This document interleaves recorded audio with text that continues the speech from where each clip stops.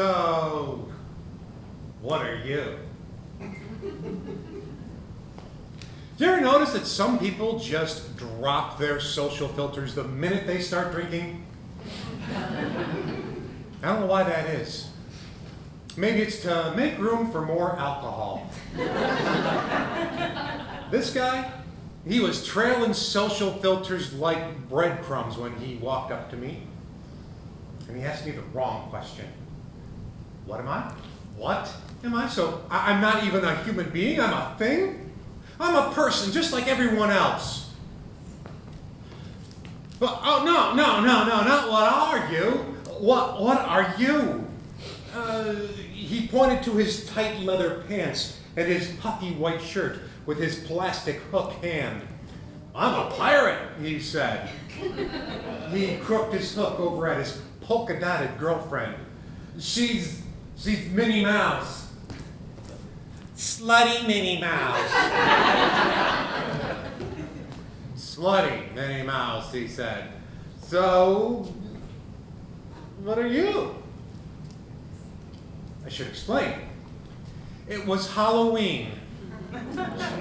Of course it was Halloween. Halloween is transgender get out of jail free day.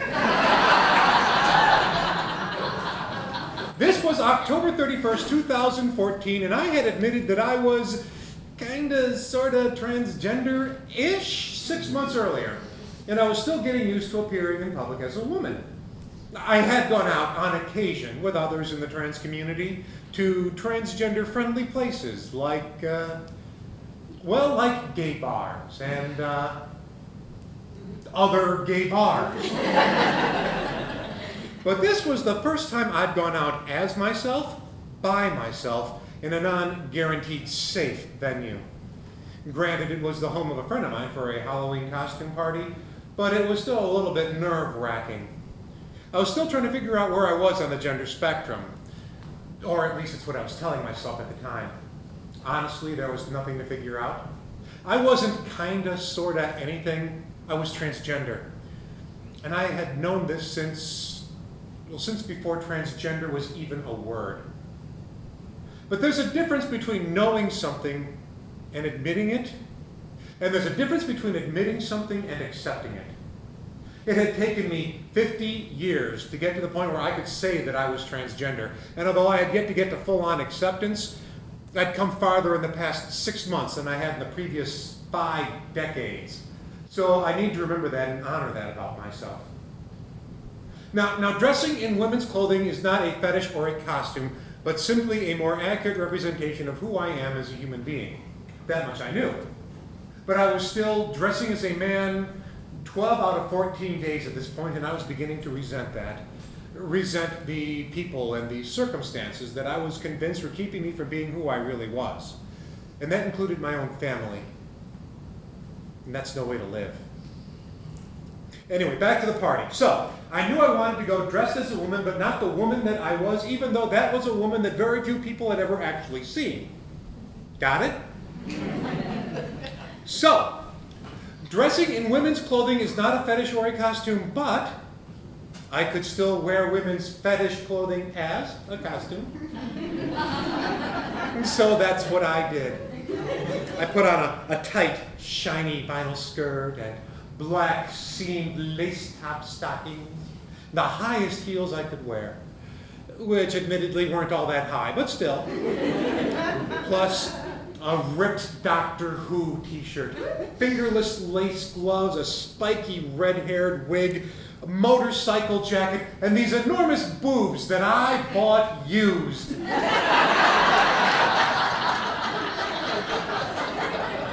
I bought used boobs. Well, no one buys them new anymore.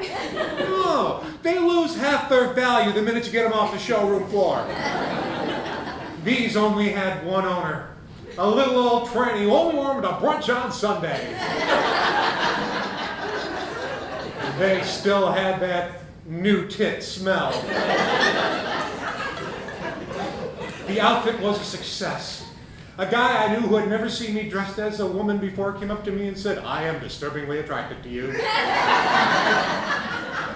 Okay.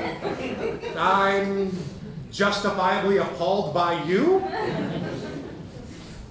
The party had prizes for the sexiest costume and the scariest. I won both. I looked marvelous. I felt marvelous. But like the pirate asked, what was I? And I realized I hadn't thought this fully through, so I made something up on the spot. I'm every bad decision that my daughter could ever make. And the drunk pirate nodded his approval. And I learned a lesson. Not every question is an attack. Not everybody has an opinion about me or my gender expression. Most folks are just trying to get through the day as best they can and really can't spare a thought about who I am or what I'm wearing. And this guy? Well, he was just asking a perfectly legitimate question under the circumstances, and not some sort of rude inquiry into my gender or sexuality. And then he asked, "So, are you gay?" Really? I said, "Yes, I'm gay. I like women."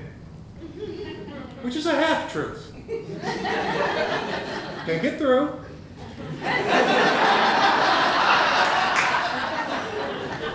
But the entire encounter brought up a question that I had been asking myself my entire life. What exactly am I?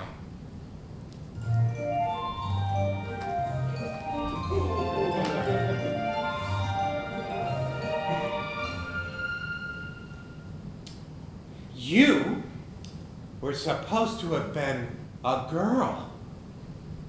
My mom delivered the news with a saucy, conspiratorial tone. She was almost coquettish the way she said it. She was probably also a little bit tipsy.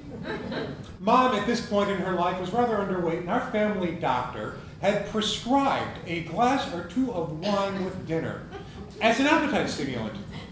This was 1967 or 68, and doctors did stuff like that back then.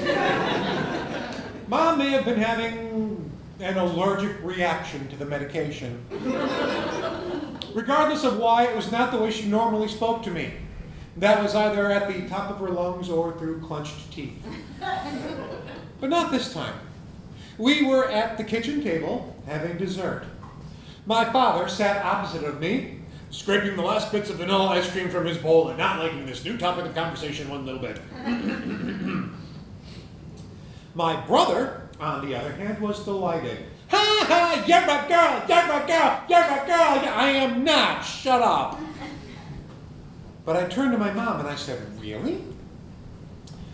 "Well," she said, "I carried you high. And I had acne while I was pregnant with you, and everybody knows a daughter steals her mother's beauty. Plus, you were a month late. We had girls' clothes picked out for you and everything." Now these are old wives' tales, and they sound ridiculous, but in the days before ultrasound, old wives' tales were all you had. And besides, they had an astounding 50% accuracy rate.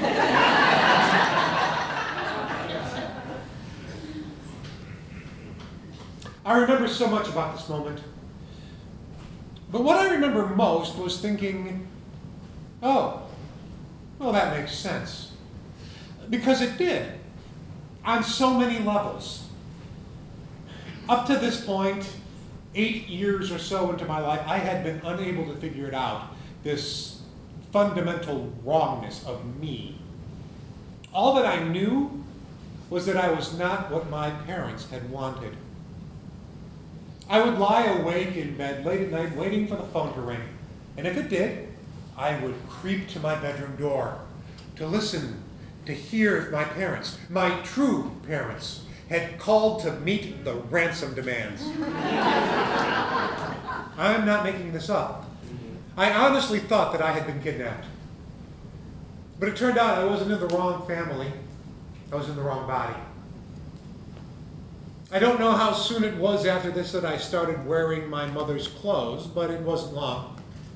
I had been ordered upstairs to take a shower, And I went to put my dirty clothes in the hamper, and there on the top was whatever my mom had worn the day before. And I thought, well, if I'm supposed to be a girl, maybe I should start dressing like one. And I put it on. I don't remember what it was. It was whatever a housewife of the 1960s would wear while doing work. There was nothing sexy about it. There was nothing sexual about any of this. I was 8 years old. Puberty was still 6 or 7 years in the future. Specifically, puberty hit me on a warm April morning in 1974 between English and Social Studies when Nancy McKendrick, bent over at the water fountain in front of me. That was a moment that was as exhilarating as it was confusing. But that's another story. So, I stood there in the bathroom looking at my reflection in the mirror to see if I looked as good as I felt. Because, I felt good. I felt more than good. It was a cool washcloth on a hot day sort of feeling. More than anything else, I felt relieved. It's tough to talk about my parents without making them sound like monsters. They were not monsters. They loved me. But they were children of alcoholics who had grown up during the Depression. And then the week before they got married, my dad got this great job that moved them hundreds of miles away from everybody and everything that they knew. So when they started their family a little while later, they were completely alone and completely unprepared. My father was a perfectionist, and he did not like to seem unprepared. So he hid behind rigid gender roles and made child care women's work. Except for sports, of course. And that was where I learned that I threw like a girl. That was my dad's go-to critique of everything about me he didn't like, especially athletics. I threw like a girl. I caught like a girl. I ran like a girl. I laughed like a girl. And if I ever got into a fight, I would hit like a girl. My mom was a perfectionist too, and she didn't know anything more about raising kids than my dad. But it was her job, and she was overmatched. So she resorted to the child control technique she had inherited from her father, and that was rage. And for many reasons, I was her primary target. And she did not hit like a girl. Here's how it would go. I would do something wrong, and my mom would catch me, but rather than just punish me, she would say to me, "Did you just do something wrong?" And I, terrified, would lie. Even if I was standing in the middle of the wrongdoing with the object of wrongness in my hand, I would say no. And then I would be punished twice. The first time for the transgression and the second time for lying about it. And these weren't paddles or swats on the bottom. These were rage-fueled attacks. And then sometimes she would say, "Now you go to your room and you wait for your father to get home." And then, after an eternal afternoon of dread, the door would open up, my dad would walk in, and round 3, delivered calmly this time, which didn't make it hurt any less. And I'd cry, like a girl. So, when I stood there in the bathroom, looking at my reflection in the mirror and feeling for the first time in my life like something was right, I knew it was wrong. My parents loved me. They wanted the best for me. But they did not understand me. And they were not safe.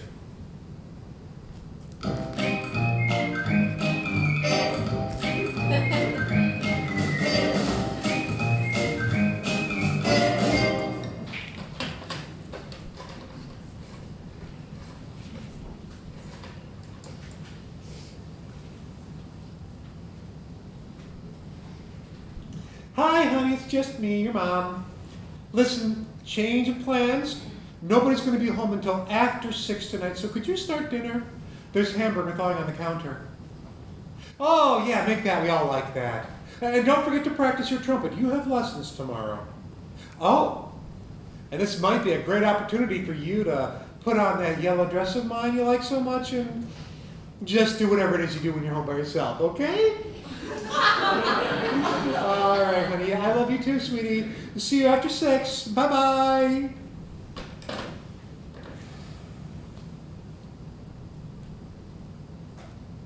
Okay, that's not what she said. Except for the practice trumpet stuff. But she may as well have said that because that's what I heard. This was 1973, and I had been dressing in my mom's clothes in secret this whole time. My parents had built this big new house in Woodland Park, and my mom had gone back to work part-time to make a little extra money because my brother and I were old enough to start looking after ourselves for a while. Now, my brother was doing after-school stuff like clubs and band and sports and stuff, and normally my dad would bring him home from school after work, and my mom would get home a little earlier, around 4:45 or so. Excuse me. And that would leave me a little more than an hour to wear her things. By now, I had memorized the contents of my parents' bedroom, my mom's stuff especially, her closet, her lingerie drawer, her jewelry chest. And I had become an expert at putting things back exactly where I found them. But today, plans had changed. My mom was picking my brother up from school, and nobody was going to be home until after 6, so that was going to give me 90 minutes more to wear her things. Oh my God. So I did it. I put on that yellow linen A-line dress with a twirly skirt, a pair of strappy sandals, a gold rope necklace, clip-on earrings, and even a little bit of lipstick. And I lived. I did my homework. I watched TV. I didn't practice my trumpet because, lipstick. But I did start dinner. A few years before this, I had brought a cookbook home from the library, much to my dad's chagrin and my brother's continued amusement. You see, the division of labor in my family was that my brother always did stuff with my dad, and I always did stuff with my mom, who had this habit of hitting me, and who also didn't like to cook much. So I figured if I could learn a couple of recipes, I could help out in the kitchen, contribute to the family dynamic, and escape the punching zone. It's 5 o'clock. Meatloaf takes about an hour to cook, so I figured I could make it, get it into the oven, and still have time to go upstairs, put on my boy clothes, and maybe even practice my trumpet a bit before anybody got home. So I assembled all of my ingredients, and then I put Bette Midler's The Divine Miss M on the turntable. We weren't allowed to play rock and roll on the good stereo. And then I mixed ground beef in with crushed Cheez-Its. It's my secret recipe. While bopping along to the Boogie Woogie Bugle Boy. A roodly-yada, toodly-yada, doot-doot is blowing it to the bar. Boogie rhythm, can't play a note unless the bass and guitar playing with him.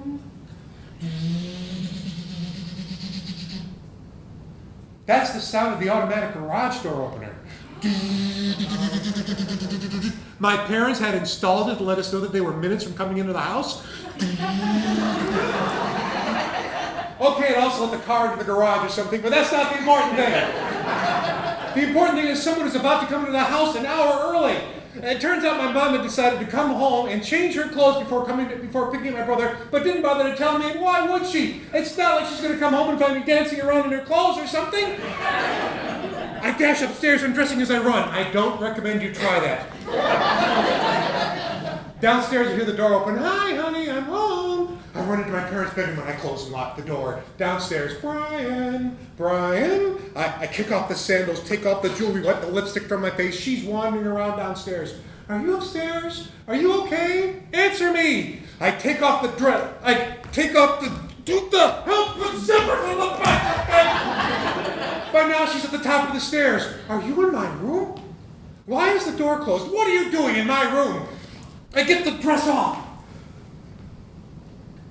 And I realize I had left my boy clothes in my bedroom. The doorknob rattles. Don't come in. If there is a phrase in the English language less likely to achieve its desired results than telling my mom, don't come in. You open this goddamn door right now, I swear to God there will be hell to pay.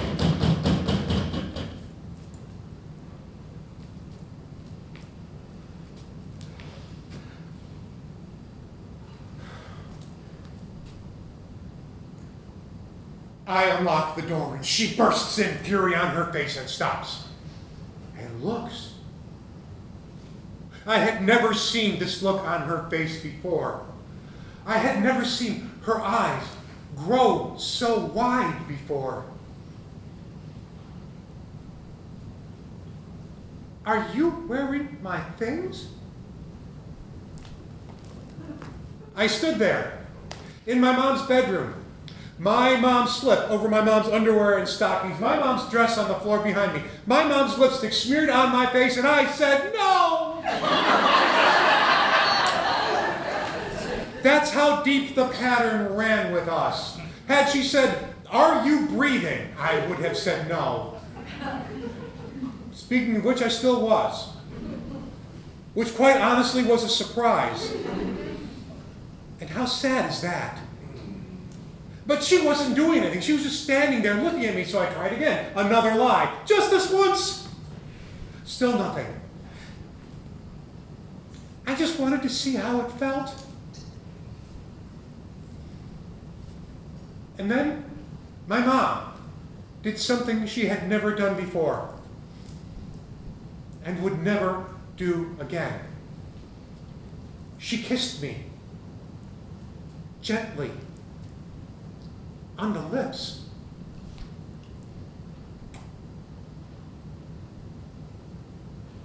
Do you want me to buy you your own dresses?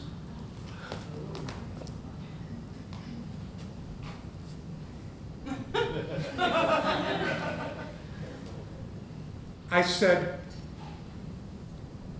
no. I said, I'll never do this again. I said, please, don't tell Dad.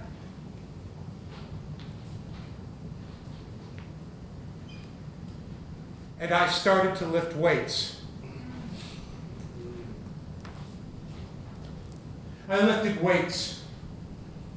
I learned to throw real hard. I learned to hide my tears behind anger. And I became a guy. Didn't do it particularly well, so I became that weird guy. It's okay, at least I was a guy. Which of course was a lie. And as anyone who's ever lied can tell you, the longer you live a lie, the more it controls you and grows on you and surrounds you and thickens and hardens like amber, and it keeps you stuck.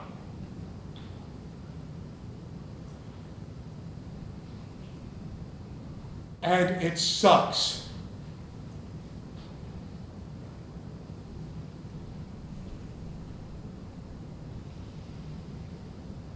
Dad died of a heart attack in February of 1977, halfway through my senior year of high school.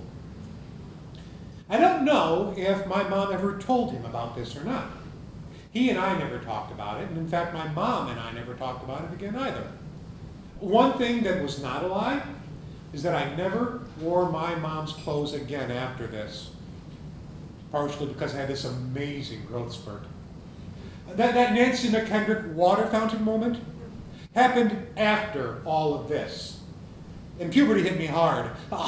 Harder than my mom ever did. It was like my body had been waiting for me to decide what I was going to do. And then said, all right, if you're going to be a guy, well, here you go, but hold on tight because you got a lot of catching up to do. My voice dropped half an octave, and I grew half a foot in a summer.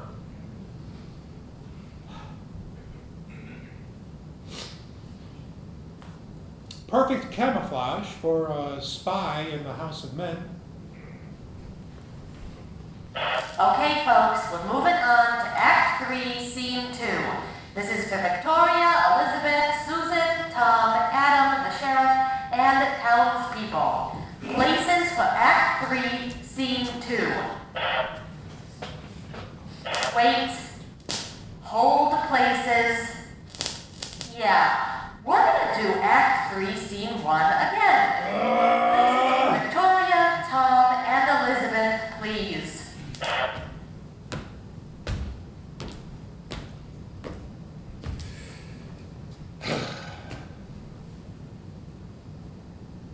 It's 1980. I'm in college. I'm playing. I play a townsperson. That's it, no name, just townsperson. I'm in 3 scenes. I have 1 line. Yeah, my mama, she had the rheumatism too.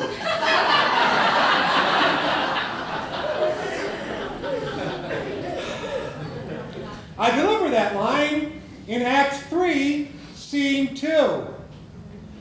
If we ever get to it in this rehearsal. So, here we sit, backstage, with a bunch of other actors, nothing to do, and a whole bunch of time to do it in. That's when the girl sitting next to me said, so what's your drag name? That's my drag name? My drag. I haven't worn a dress since I was 13 years old. My drag. What did she see? What am I showing? I'm always so careful. That's what I'm thinking. What I'm saying is, I'm not saying anything. I'm just looking at her like this. Your drag name, she says to me, is the name of your first pet combined with the name of the street you grew up on. And I'll pause here a minute while you guys figure out what your drag names are, because some of you are already doing that.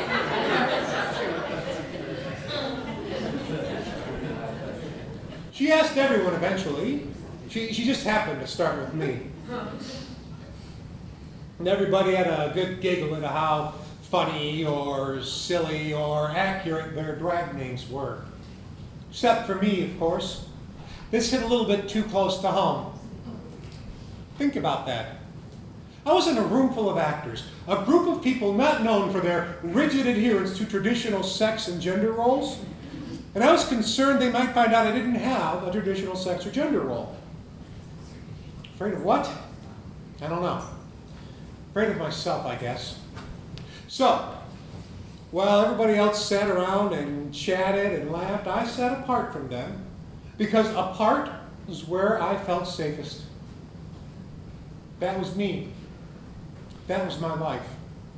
40 years of sitting apart from everybody and constantly monitoring myself for any telltale signs of rogue femininity.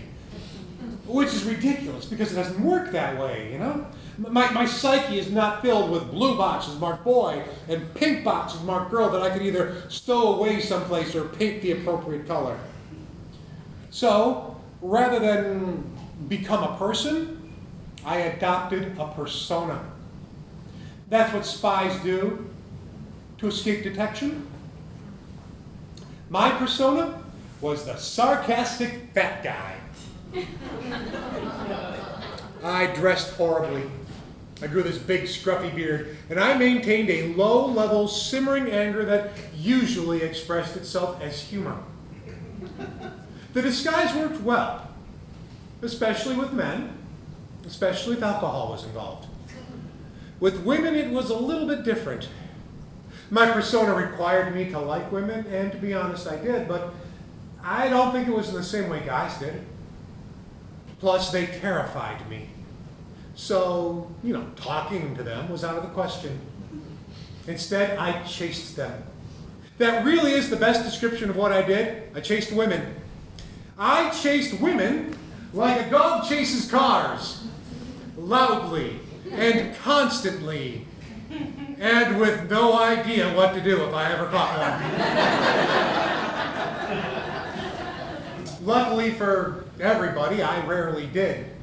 In the midst of the pre-AIDS sexual revolution, I did not kiss a girl until I was a sophomore in college.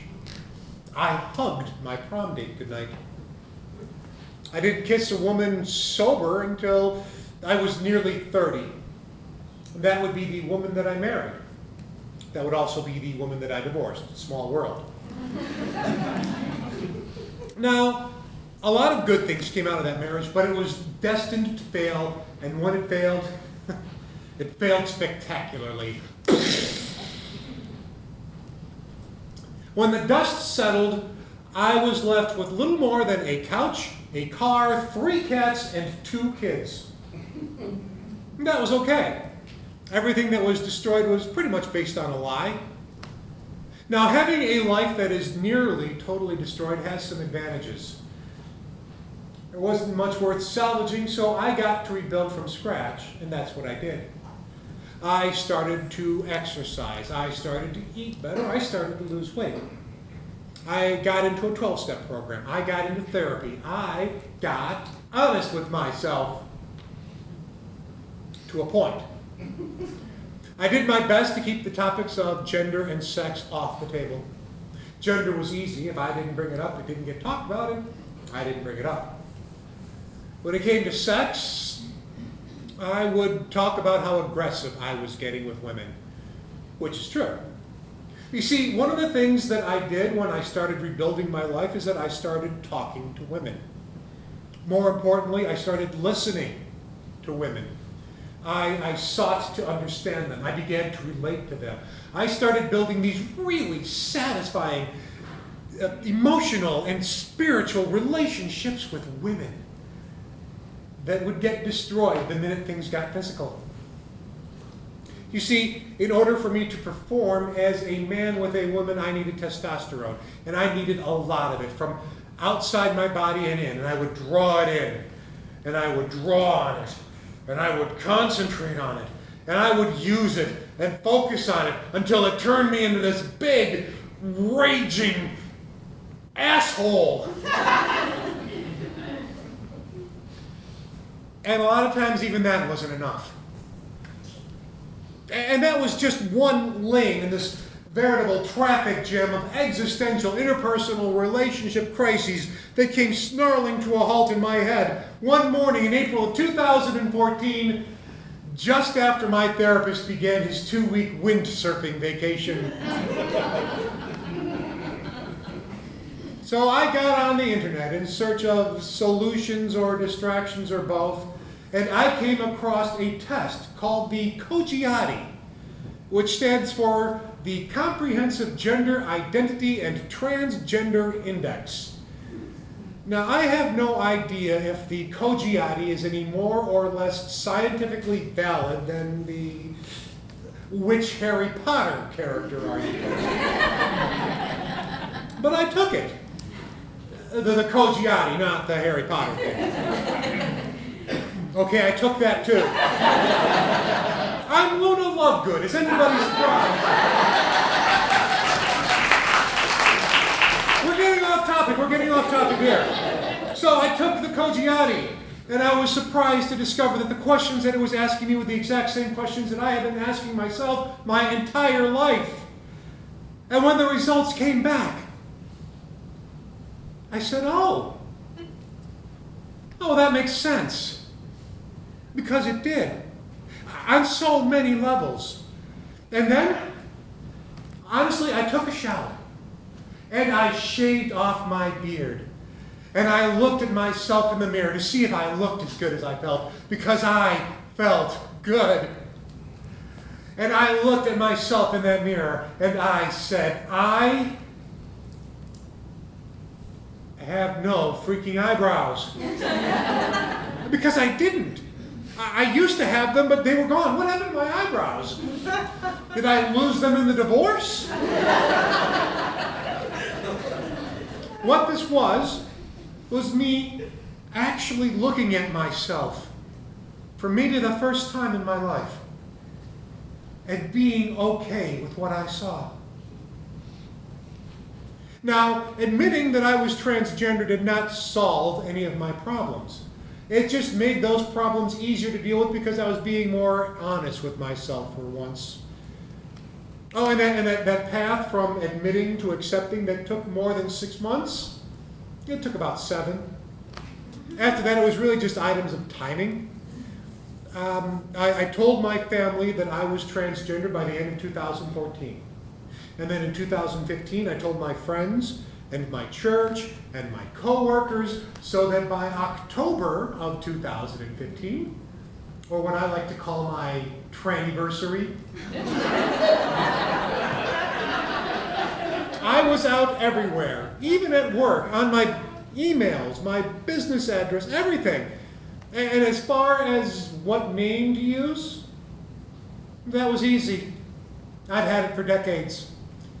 Ever since I was backstage at this play in college.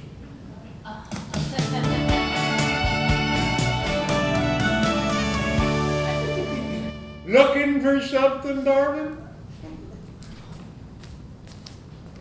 He's a middle-aged, middle-height, middle-class man with sandy hair and a 2-day growth, sporting a baseball cap and a greenish, grayish, brownish t-shirt. As such, he's one of 5 or 6 men in this gas station convenience store who fits that description. He's not an employee. He's just the helpful sort. I point to a row of coffee urns on a counter behind him. I was looking for the coffee, but I found it. Well, if you can't see that, you really do need the coffee. He's right. It's 9 a.m. on a Sunday morning, and I really do need the coffee. It's April of 2016, and I'm in southwestern Pennsylvania with my daughter, about to head home after a weekend college excursion. She's a senior in high school, and the last of my children at home. And this trip was her chance to see if her top pick was as good a fit as she thought it would be. Possibly the best thing that came out of my marriage was my children. They're fantastic, funny, and bright, and capable. And I told 3 out of 4 of my children that I was transgender on the next to last day of 2014. You try getting your entire family together for anything. They all took the news with various degrees of shoulder shruggery. But my daughter was the only one still living at home, and with her, there were bound to be problems. When you're a teenager, the role of the parent is to provide money and transportation and to otherwise be invisible.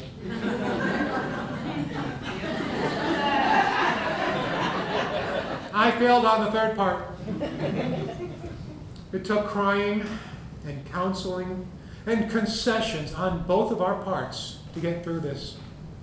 For example, whenever we were out in public together, she got to choose what kind of clothes I would wear. Now, I did not like dressing as a man, but I couldn't stand the thought of alienating my daughter. So for me, it was worth a trade-off. And when it became time to pack for this trip, she told me that I could wear what I wanted. That was a breakthrough. The weekend was a success. The school was a great fit for her academically and socially. Plus, the campus was haunted. Trust me, in my family, that's a bonus. And I got to be me. So, by the time we got to bed on Saturday night, it had been decided that this was going to be her college. but she had classes on Monday and work to do for those classes, so we were going to head out as early as we could on Sunday morning. And when you're an 18-year-old girl, 9 a.m. is as early as you can. I just needed to get gas and coffee. So I walk into the convenience store and I pick up the bathtub-sized cup, and I can't find the coffee. I see a table full of creamers and sugars and flavors and stirrers, but no coffee. Until I turn around. And there it is on the counter behind me. Also behind me is this guy. Looking for something, darling? Yeah, I'm just looking for the coffee, but I found it.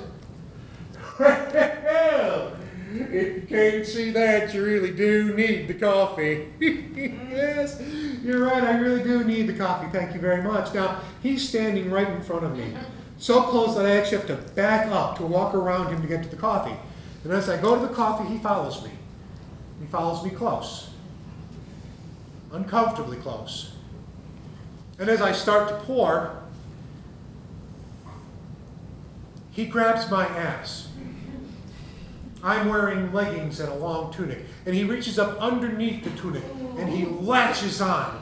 And he leans in and he says, "I'll bet you're a real sweet piece." I just want to get my coffee and get on the road. The man doesn't move. He doesn't take his hand away. With that same soft voice and that same goddamn smile, he says, "You know, I can't wait for Trump to be president.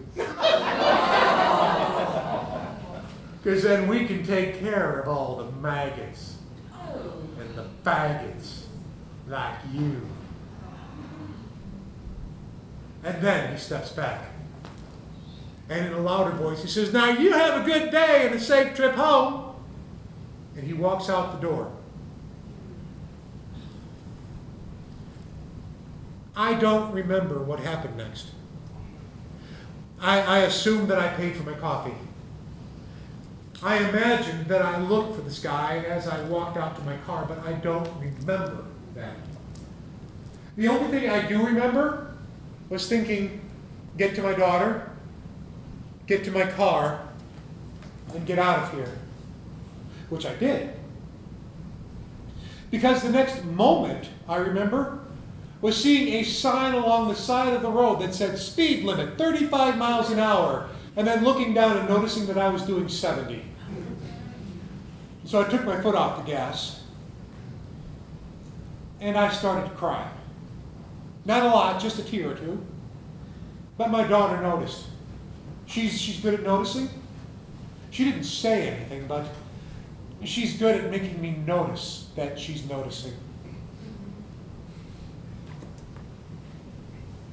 I think I was assaulted back there. And I told her what happened. And I cry some more. And she hands me a tissue. And another. She still doesn't say anything, but she puts her arm around me and she rests her head on my shoulder. It's a gesture that's as comforting as it is awkward. Bucket seats aren't made for this sort of contact. And we drove along like that for a while in silence until I felt strong enough to make some sort of wisecrack to let her know that things were back to normal. Only they weren't. And they would never be normal again. Or maybe they were. Maybe this is what's normal now. When I got home, I called my oldest son, who's a cop, and I told him what happened. And he asked me why I did not report the man. And I gave him a whole bunch of lame excuses why I didn't. And he gave me one or two very good reasons why I should have. But the fact of the matter is, the reason I did not report the man was because I was embarrassed. I was embarrassed that I didn't see it coming. I was embarrassed that this man scared me as much as he did. But most of all, I was embarrassed that this happened to me the first time that my daughter was not embarrassed to be seen in public with me. I'm not exactly on solid ground right now. My whole world is changing, and not just my gender expression. I have been raising children since the Bush administration, the first Bush administration. And now that's over. And yes, I know that they will always be my children. And yes, they will always love me, and they'll always need me. It can even be better, and yada yada, but it's not the same. It will never be the same, and we all know that. I just wanted to hold on to a little while longer, to that part of me that was the wall, the all better, the filter between my children and the scary world. It was a lie, I know. As much a lie as any other part of my life as a man, if not more. But it was a good lie. A comforting lie. If not for them, then at least for me. And I'm going to miss that. That part of my life is over. It is all over, the good and the bad, and I am just as much of a scared, vulnerable, assaulted woman as any other, and that is what's normal now.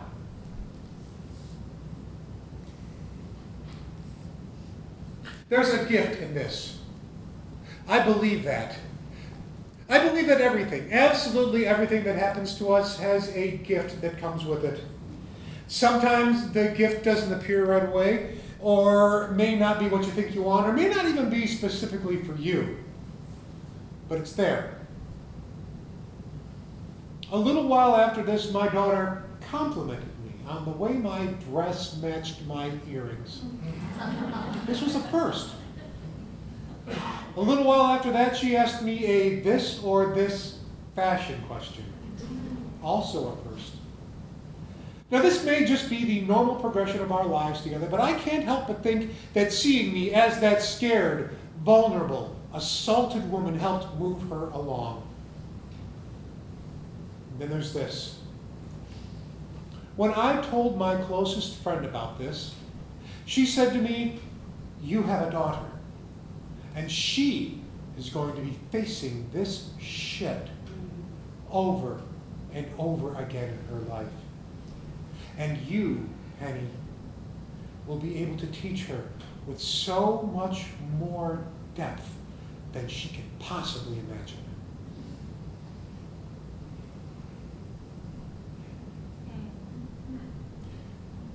And this, too, is what's normal now.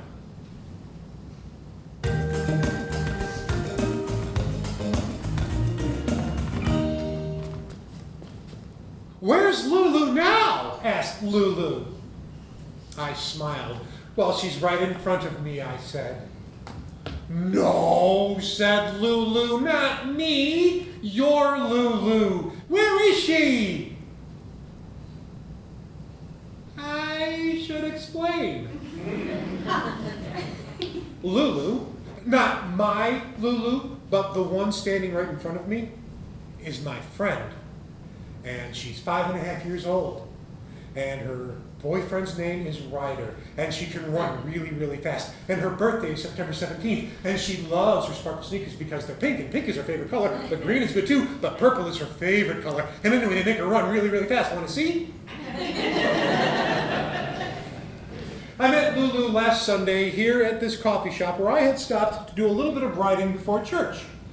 And she was there with her daddy, and he was talking to some friends of his, and they were boring, so she came over to talk to me. When I found out what her name was, I said, "I have a niece, and her name is Lulu too." She no longer goes by Lulu, but when she was 5.5 years old, she did, so it counts. "What'd she look like?" asked Lulu.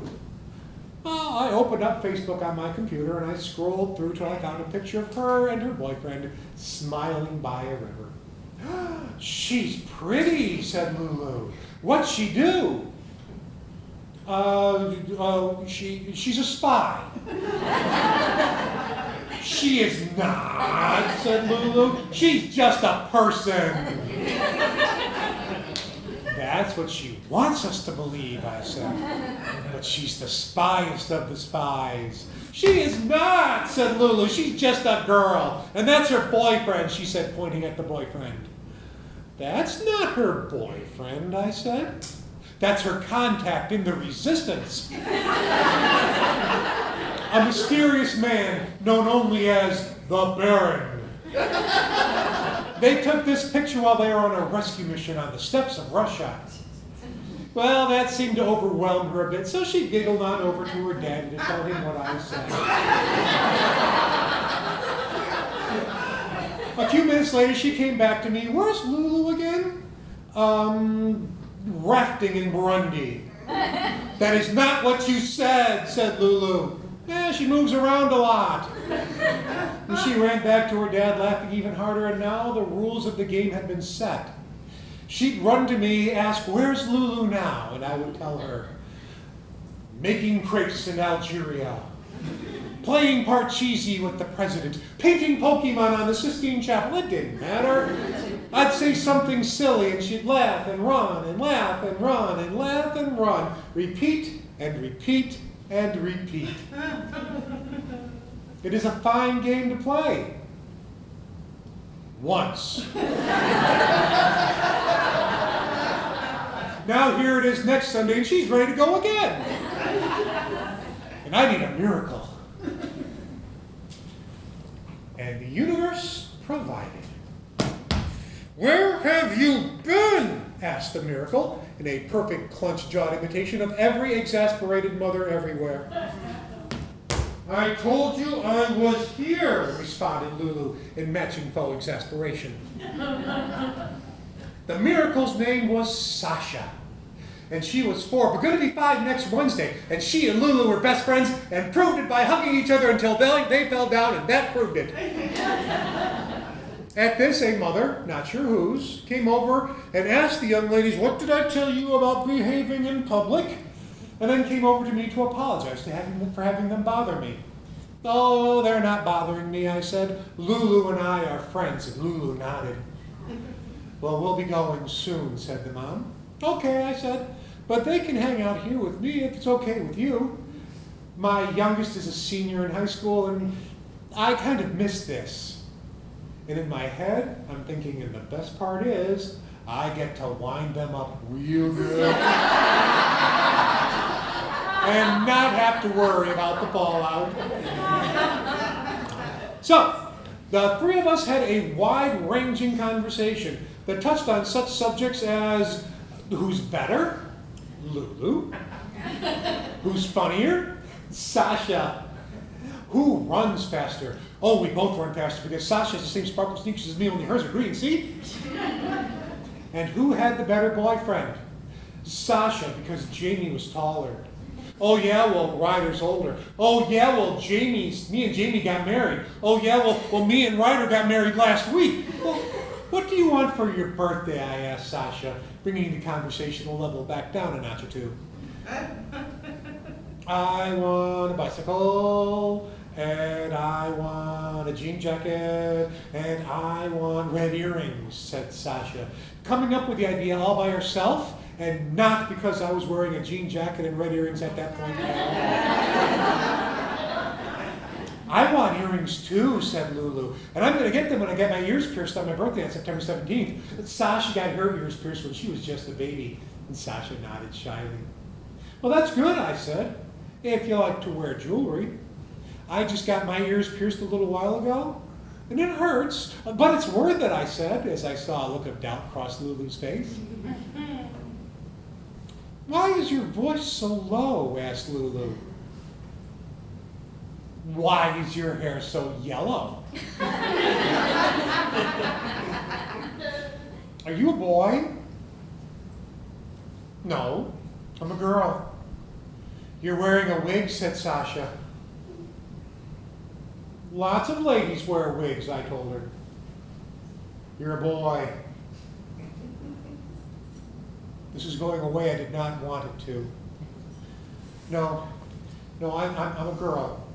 I was born a boy, but I'm a girl. I know! You're a boy, shouted Lulu with the rock-solid certainty of 5-year-olds everywhere. You're a boy, added Sasha joyously. No, girls, please. He's a boy, he's a boy, he's a boy, he's a boy, Sasha and Lulu chanted. He's a boy, he's a boy, he's a boy, he's a boy, marching to the coffee shop. He's a boy, he's a boy, he's a boy, until I crawled into a hole and died. The end. The end. You can go home now. Okay, not the end. As much as I would have liked it to have been. Do you ever have that dream where you're in high school and you suddenly realize that you're naked and you try and hide it, but you can't, and everyone starts laughing at you and pointing at you and making fun of you? This is that dream. Only it was real. And it didn't matter that it was just two young girls chanting something in a coffee shop and nobody knew what they were saying, and the ones who did didn't even care. It touched in me the deepest fear I had. The one that kept me hidden for literally half a century. The fear of being ridiculed, of being mocked, of being laughed at, simply for being who I was. And lo, it had come to pass.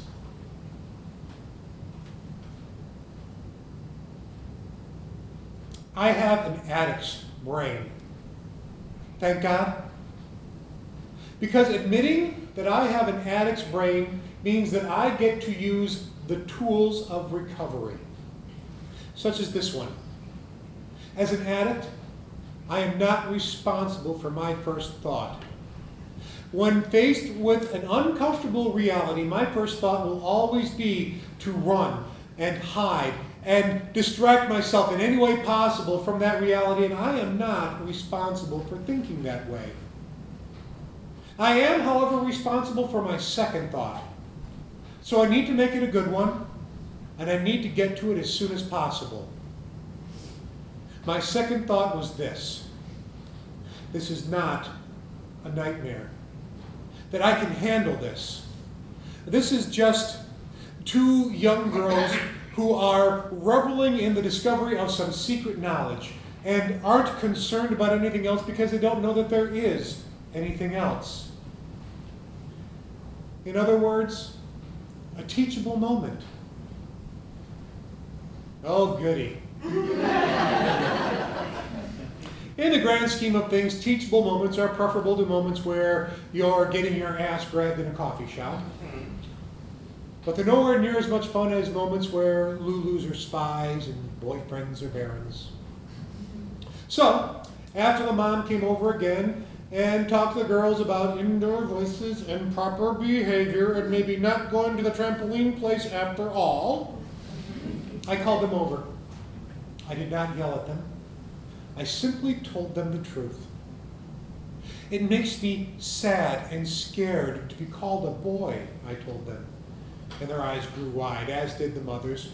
She obviously didn't know the reason for the ruckus. I know you were playing, I said, but I wasn't. So when I said I wasn't a boy and you said I was, it hurt. But you're a boy, said one of them, and I don't remember who, and it doesn't matter because they were both thinking it. No, I said, I'm not. I have a boy's body, but I'm a girl. It happens sometimes. Not a lot, but sometimes. And there are boys out there who have girls' bodies. It happens sometimes. Not a lot, but sometimes. Well, they both looked at their mom for confirmation, and thank God she nodded.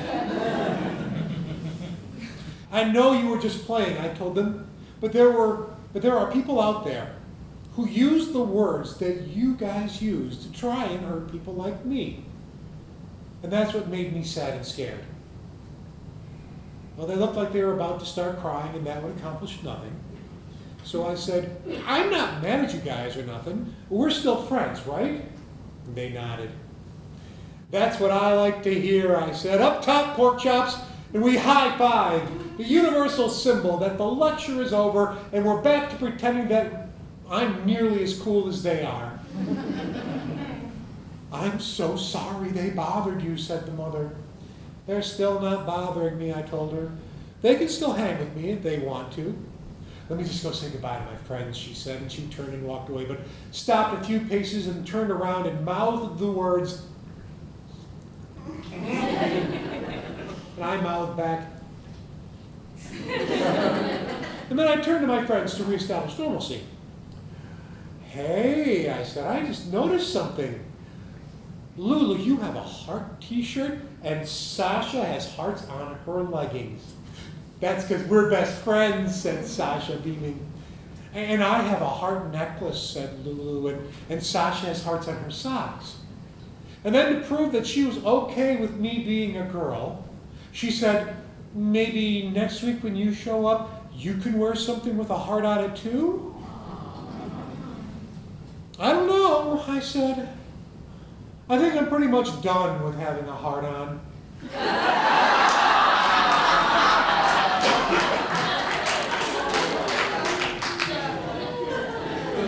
The comment went right over their heads, just like I knew it would. But the woman sitting next to us, who was pretending not to listen this whole time, choked on her coffee. So I counted it as a win.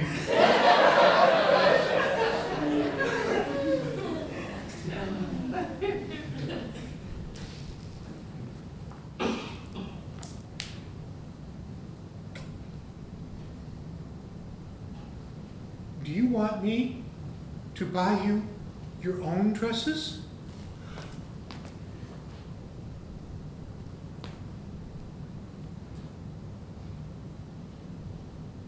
I can't tell you how many times I've played this moment over in my head, wondering how my life would have turned out had I said yes instead of no to that question.